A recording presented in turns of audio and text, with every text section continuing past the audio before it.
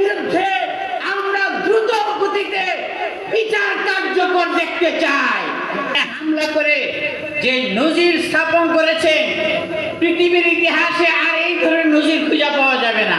ওই দিন যে আন্দোলনের সূচনা হয়েছিল, সারা দেশের গ্রামগঞ্জ থেকে লাখো কোটি মানুষ রাজপথে এসেছিল।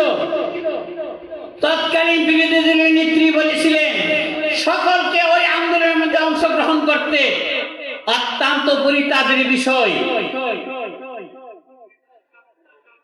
তিনি ঘোষণা দেওয়ার পরেও তার দলের নেতা কর্মীরা ওই দিন মাঠে আসে নাই। ওই দিন যদি তারা রাতে মাটির মধ্যে আসে, ওই দিনে আওয়ামী সরকারের পতন হতো।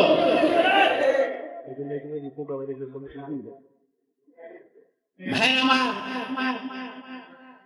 13 সালে ওই গণহত্যা এবং হেফাজতের আন্দোলন ছিল আওয়ামী সরকারের পতনের সূচনা। আর 24 সালে আমাদের যুবকরা, ছাত্র জনতা যে আন্দোলন করেছে, সেটা হচ্ছে আমাদের পরিপূর্ণ বিজয়ের আন্দোলন।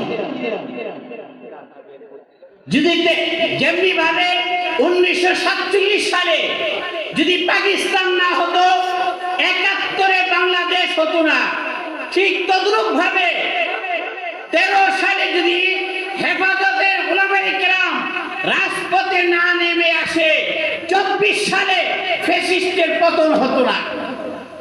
ভাই আমার, আজকে এই সম্মেলনের মধ্যে আমি বলতে চাই, শাপলার যে গণহত্যা করা হয়েছে, এই হত্যাকারী কারা ছিল এটা দিবালোকের ন্যায় স্পষ্ট। তাদের বিরুদ্ধে আমরা দ্রুত গতিতে বিচার কার্যকর দেখতে চাই।